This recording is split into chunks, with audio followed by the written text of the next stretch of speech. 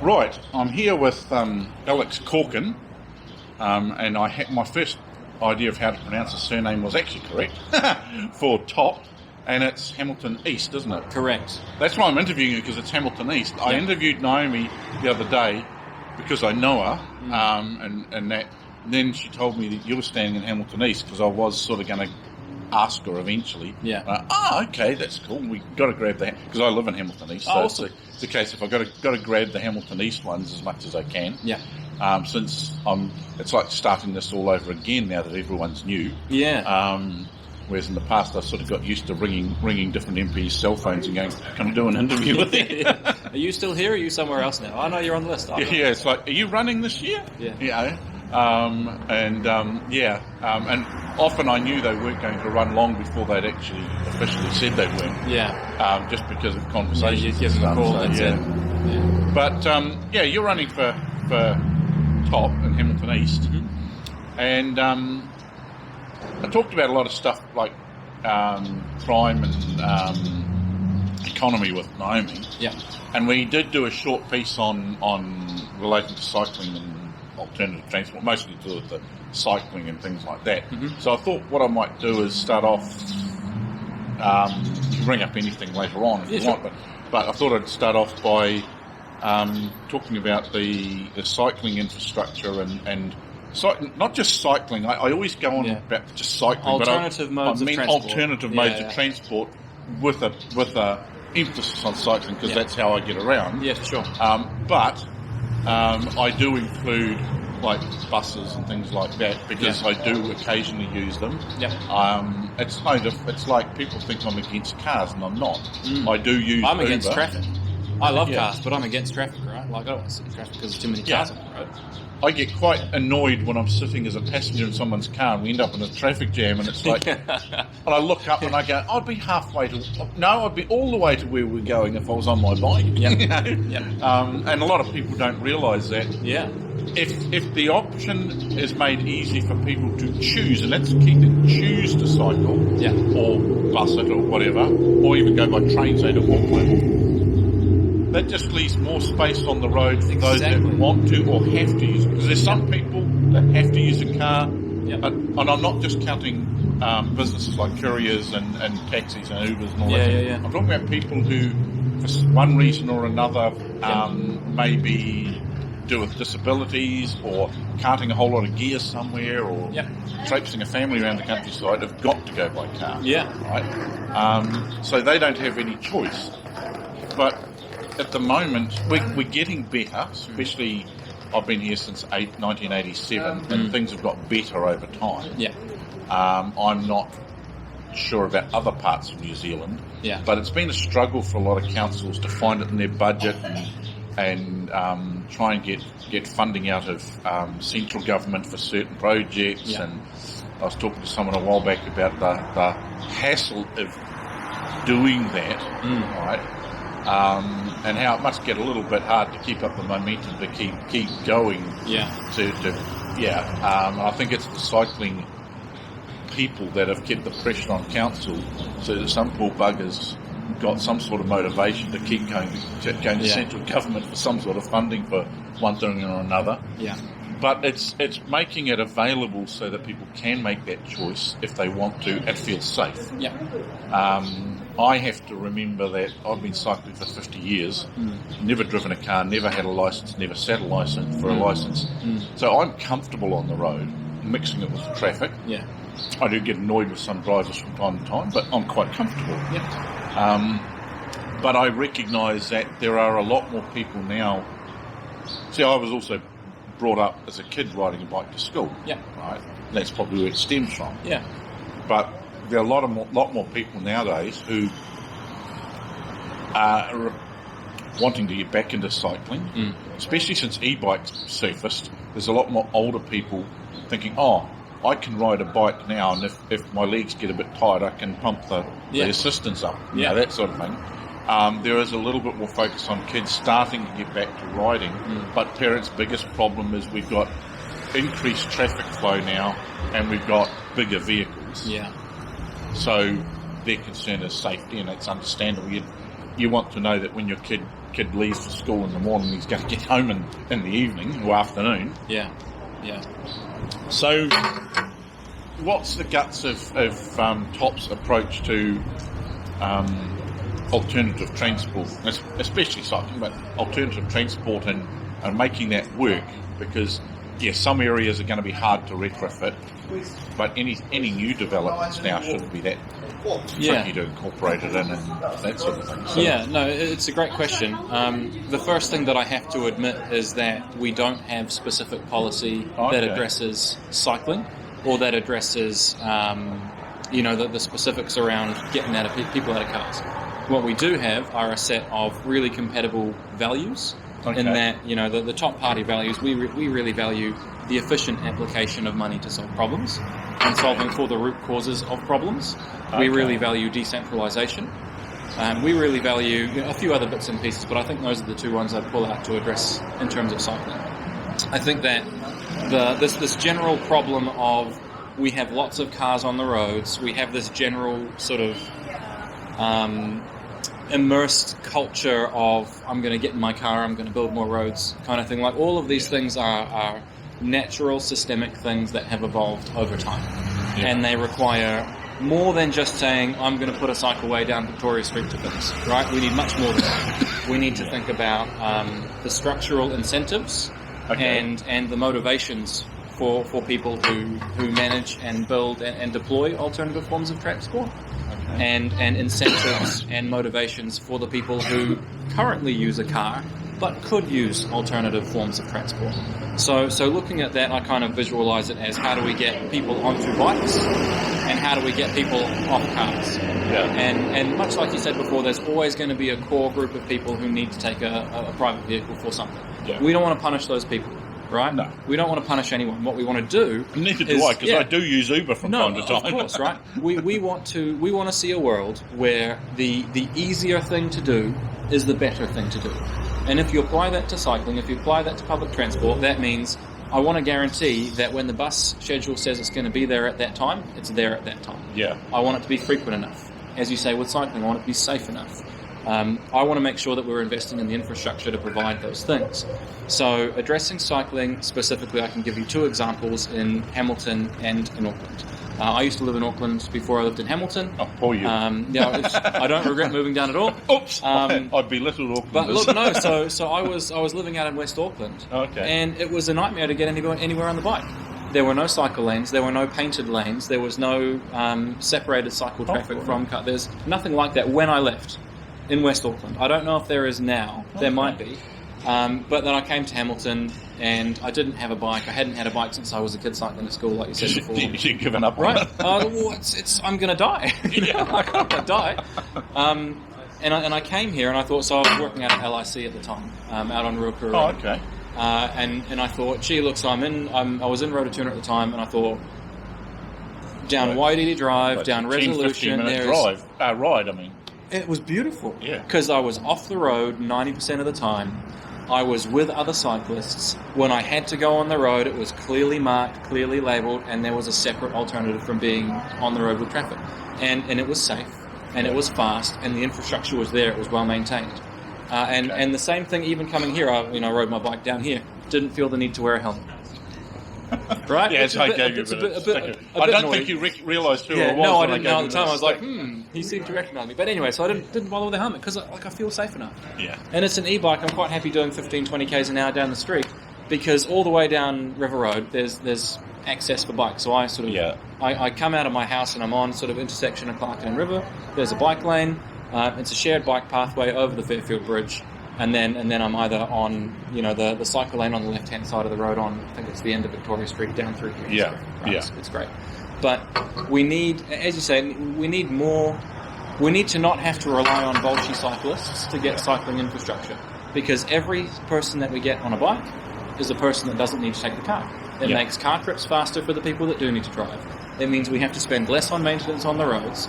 It really ties in with TOP's values of applying that capital, that money, efficiently so that we get the most bang for buck and for decentralising. Because we want councils to be able to say, what is the right modality of transport for my town? In some cases, it might be buses. In some cases, it might be trains. In other cases, it might be bikes. And I don't want to go, I don't want to be somebody down in Wellington saying, thou shalt get on a bike or thou shalt get on a train or whatever. I want councils to say, what do my folks want? What do my constituencies want? And actually let's solve for that properly. It also leaves them an opening to not only put it in, but to promote it as an option. And get feedback from local people as to how they want. Like, we're going to put cycling infrastructure in here.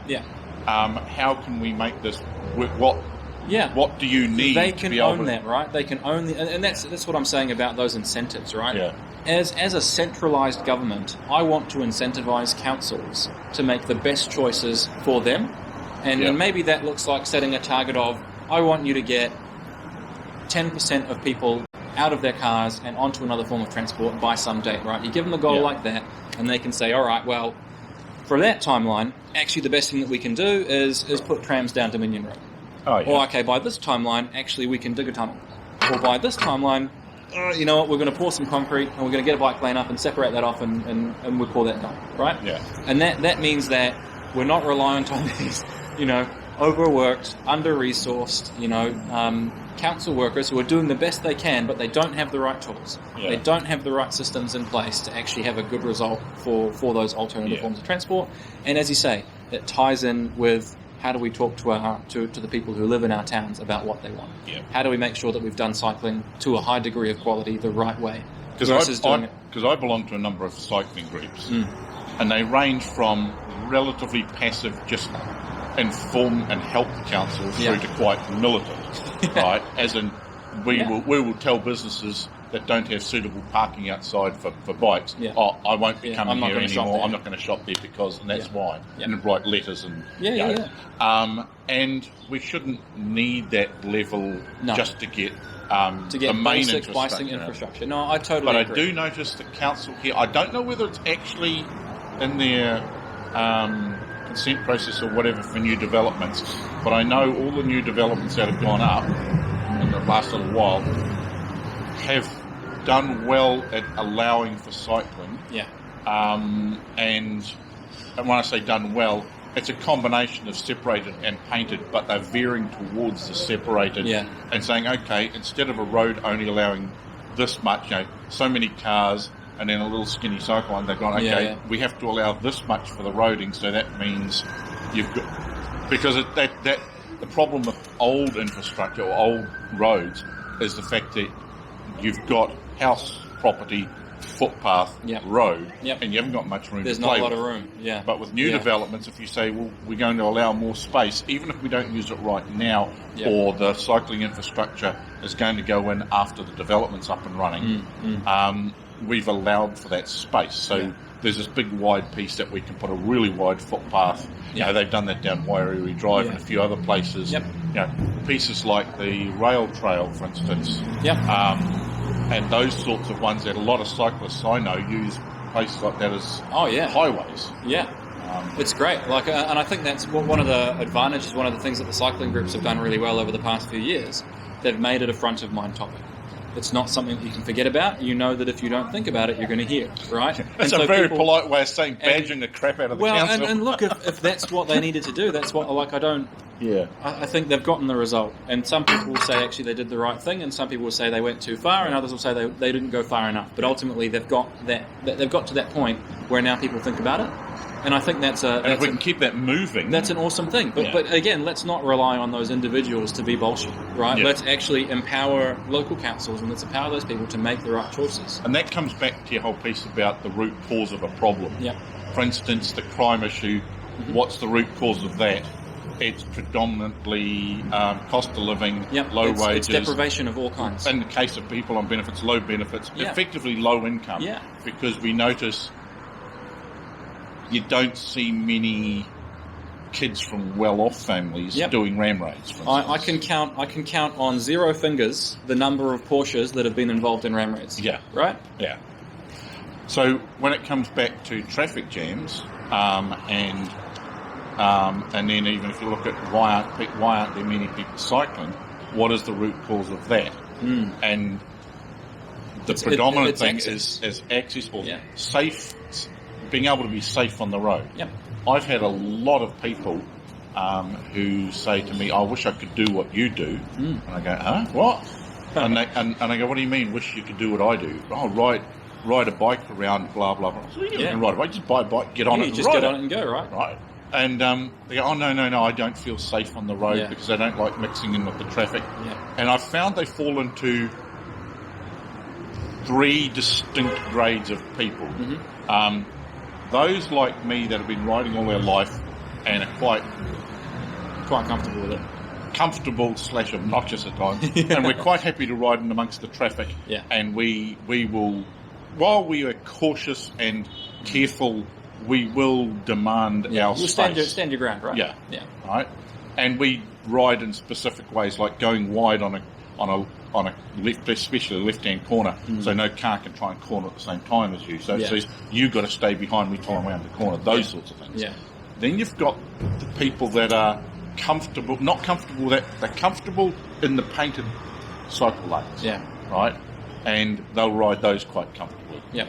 And then there's the people that are only comfortable if there's a piece of grass or curbing between them and the cars. Physical separation. Yeah. And having ridden as long as I have, I took a while to adjust to that mindset because I'm used to riding, and it took me a while to realise that there are people out there who literally do not feel safe on the road. Yeah. And a mate of mine, when he got his new e-bike, and he's no wimp, right? He rides a scooter all the time. He just got himself an e-bike, and we went to Cambridge. But just because of circumstances, I decided to go down the expressway, right? And at one point, I stopped because he got a bit behind me, and he caught up to me, and I was watching him in my mirror, and I thought, because the expressway, you got this quite wide piece on the side. I was riding, I wouldn't say way over, but I was riding comfortable distance. And I was quite comfortable with the trucks going past me. I'm used to that. Yeah. Right? He was hugging the safety barrier. Yeah. And when he caught up with me, he was as white as a sheet. And I go, what's why are you not feeling well? And he said, I was getting a bit shit scared of these big trucks going past me. But then he said, I looked up and saw you cycling along and how close they were coming to you. And I said, there's at least a 2 metre gap. Yeah. Right? He says, yeah, but in his mind, that was still way too close. Yeah. Because they were moving at 100 odd k's an hour. Yeah, closest he's been to a truck moving at 100 k's an hour without a seatbelt on, eh? Yeah, and I said, well, you would have freaked out if you'd seen me in my young days when I was a lot fitter and even more confident. And I said, because I used to tuck in behind fast-moving trucks and get sucked along behind them. Yeah. And he goes, you're mad. I don't do it now because I'm old enough to recognise that that's not a good idea. It's not the safest thing in the world to do. Yeah. And you're relying on that truck to keep moving and not suddenly touch his brakes. Yeah. So I don't do that anymore. Takes you less time than peak traffic. People will use it. If you can position it as, I'm going to save money, you think about if you took your car up to the CBD in Auckland, you're paying $20-$30 a day just in parking. Yeah. Not including gas, not including, wear and tear on the vehicle. That's stuff that doesn't make sense to me because I don't own a car and I don't have to park one. So it's like... Depending on, you're talking a foreign language to me. I used to have a car with a 2-litre engine. It was just like a Honda sedan, right? Yeah. And it was about $140 to fill up the tank, and you get about 600 k's there.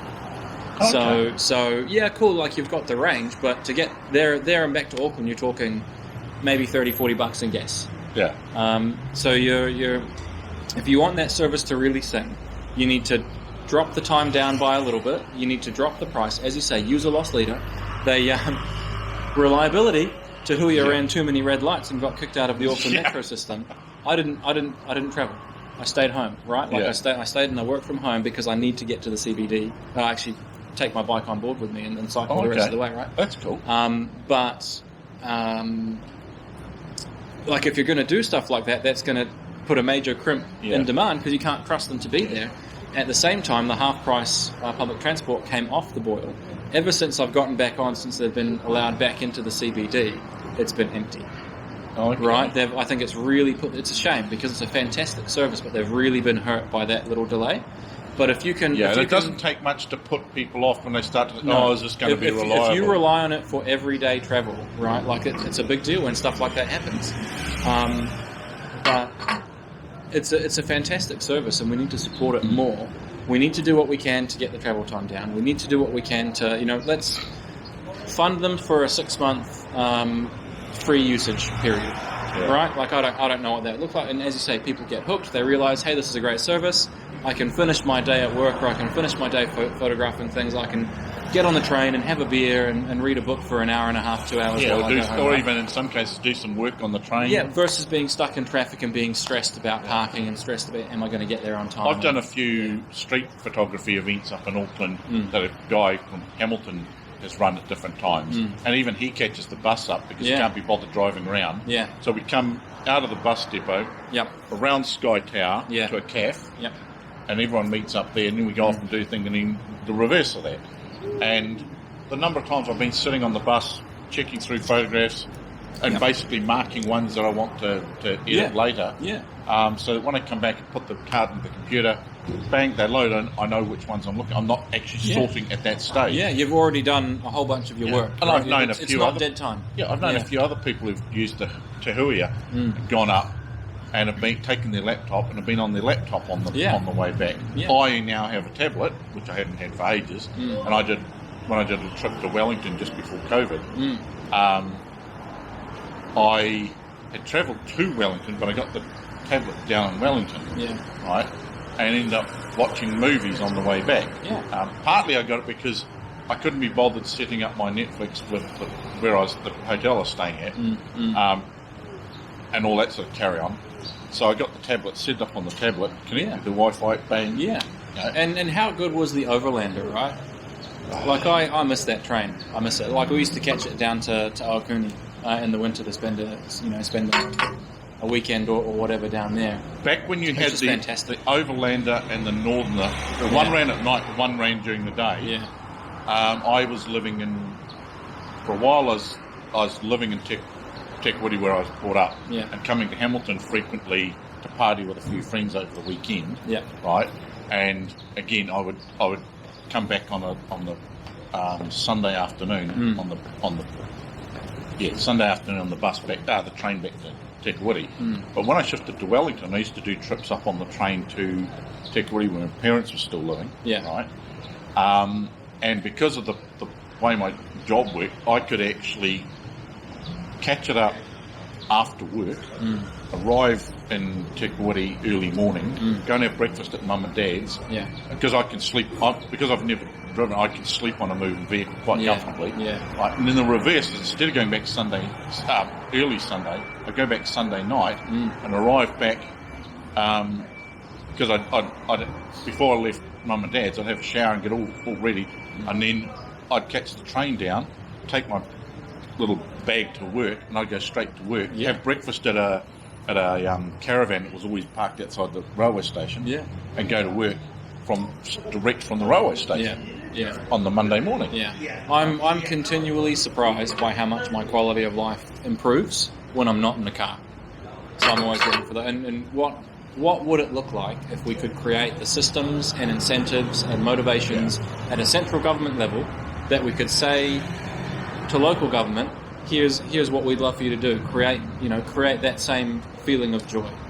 For not having to get in the car, right? Like, what would that look like? I think that'd look pretty good. Do you think it's doable? Like all these things, you're talking about changing the way that people think. You're talking about changing the way that people behave. It takes time. I think we're on the path now. If you look at things like climate change, if you look at things like the massive influx of people from rural areas into urban areas, providing infrastructure, roading, I think that's the way that we've got to go. You look at the Netherlands, right? That's the kind of place, and they're massively dense populations, all like Barcelona, places like that, right? Massive population density, massive infrastructure investment over hundreds of years. They've had the time to get it right, and they get the result. We can have that too. We just have to plan for it. We have to fund for it. We have to make it a thing that's not a partisan thing, right? A thing that actually just everyone wants, right? And you might want it for the reasons that National want it, or you might want it for the reasons that Labour or the Greens want it. But if everyone wants the same things, hey, look, we're spending less money on roads, we're getting better health outcomes, we're getting better quality of life for people.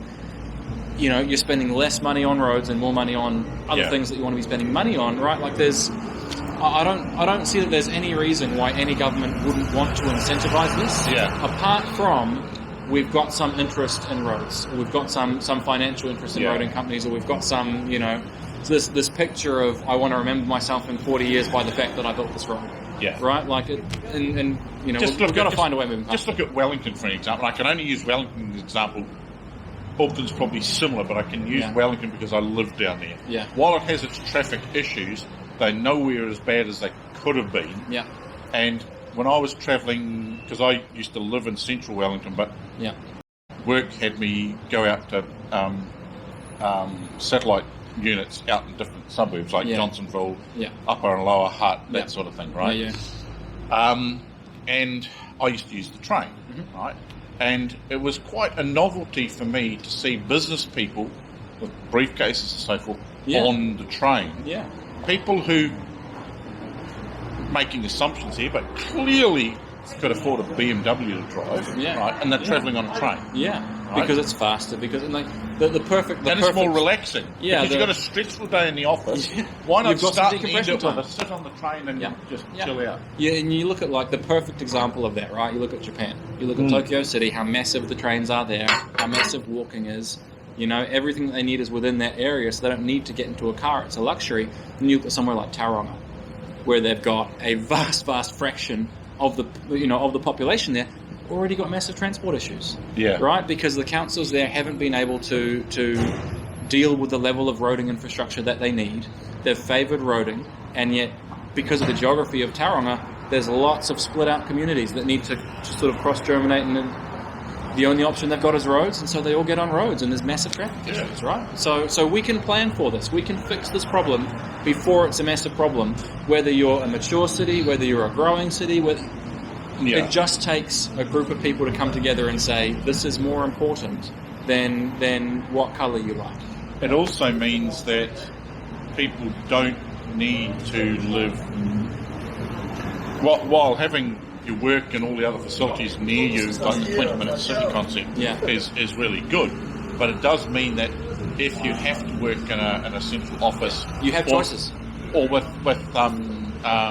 working from home now, where you might spend 2 or 3 days in the week in the office, that office being in the centre of somewhere like Auckland, if the facility you get there doesn't involve driving a car, and you can go from, just Hamilton, like you with Hamilton, for instance, to Auckland for a day and then back again, without having to drive the car, that means you can choose where you want to live. Now, you could live near where you work, or you could live somewhere else, way out in the sticks somewhere. You could decide, housing's cheap in Tekawiti, I'm going to buy a house in Tekawiti and live in Tekawiti because I don't need to be in Hamilton or in Auckland or wherever it is to do the job. That's part of that idea around, having that golden triangle of Auckland, Hamilton and Tauranga, having this idea of this really strong regional connection, whether it's rail, whether it's bus, whatever it happens to look like.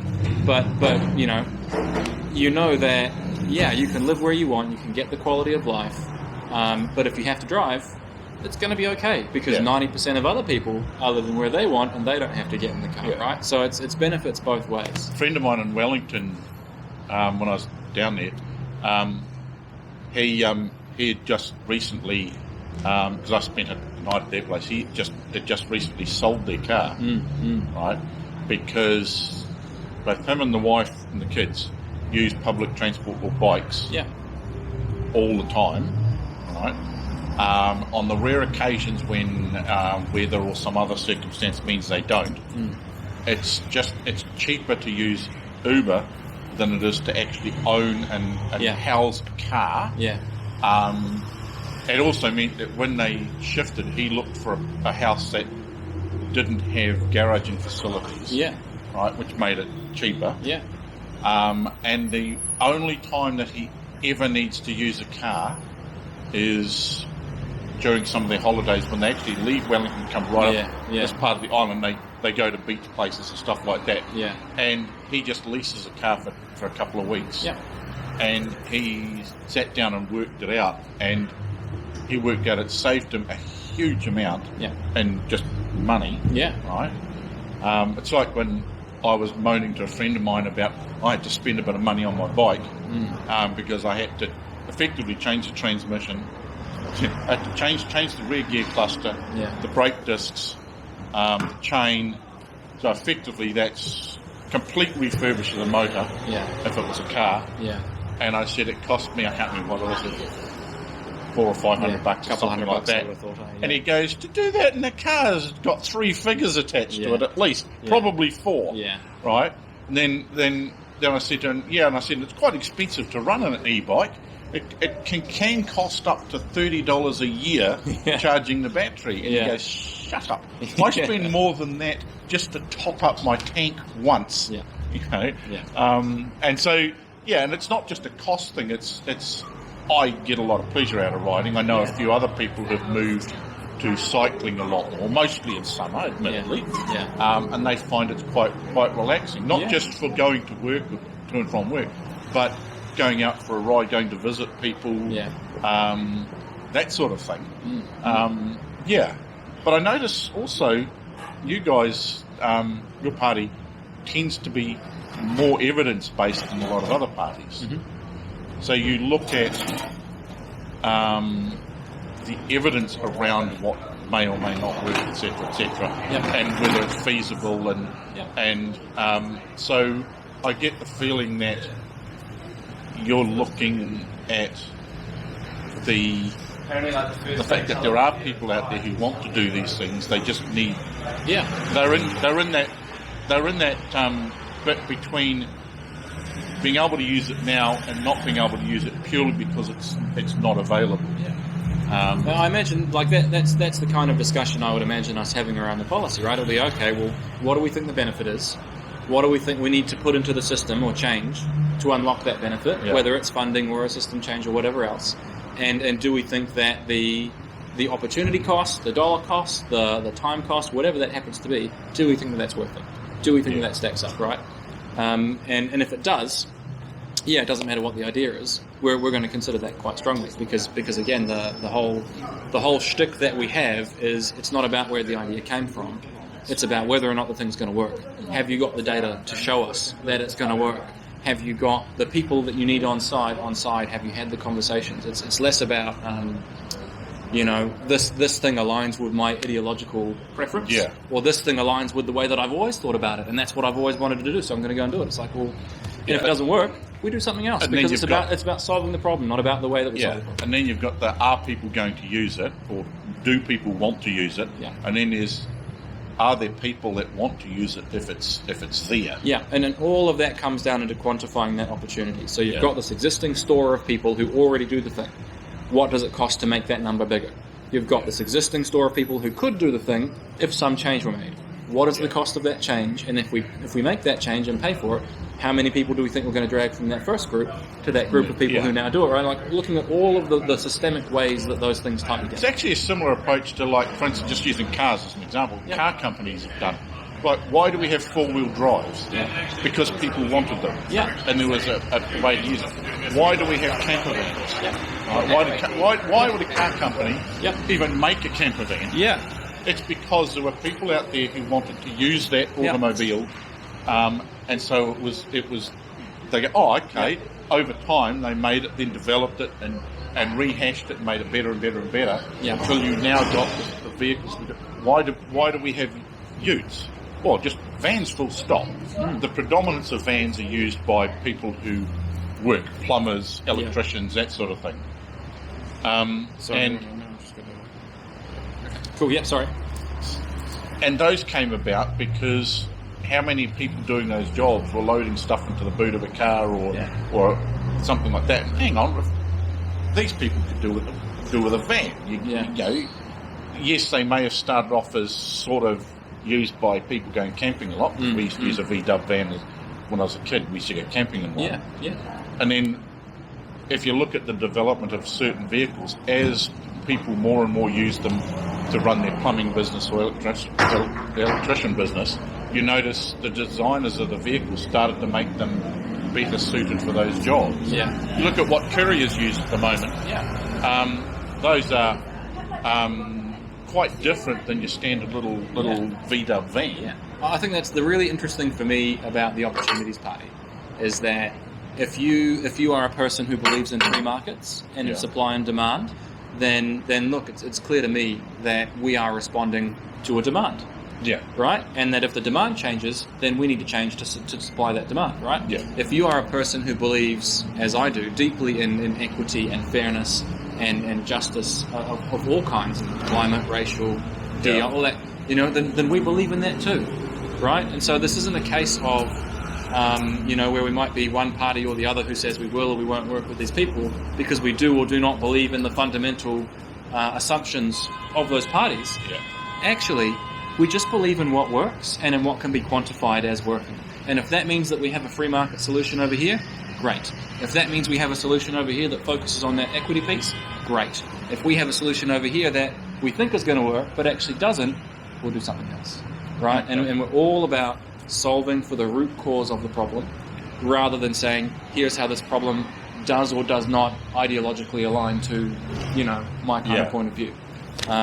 So does that mean if you get enough seats that one of the major parties goes, we need some people to help us form a government, that you guys would look at the party that is following similar lines of let's solve problems at the root cause rather than sticking to our ideological stuff? I think any party that wants to I like to think that any party that wants to get into Parliament wants to get into Parliament to solve problems for people, right? It just so happens that some of those parties solve them in certain ways that are offensive, repugnant, not good, whatever the word you want to use for other people who want to solve problems. Yeah. Right? And so what we say, and it's quite a strategy question. Who would you work with? Who would you not? I'm not sure how I'd answer that, or even if I should answer that. Yeah, because theoretically you can't. It's not easy to define that before the election. Yeah. Because and that's where we come in. We really value in saying, look, we can see the benefits in many different arguments.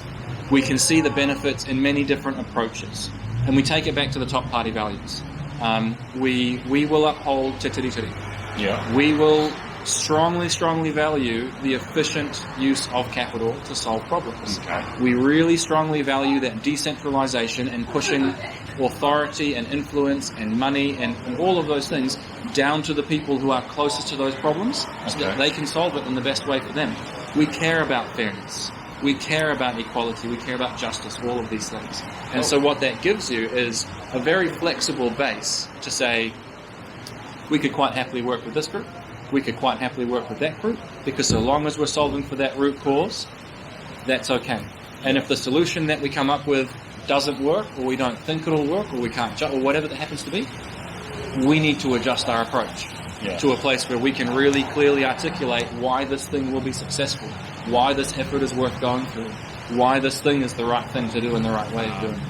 When you see what's being said and then it doesn't actually happen. Expectation and reality, man. I think that's a massive lesson. That's going to be a massive lesson for a lot of people from the last election. That's the one thing with you guys is you aren't standing up saying we will do this categorically, because anyone with half a brain realises that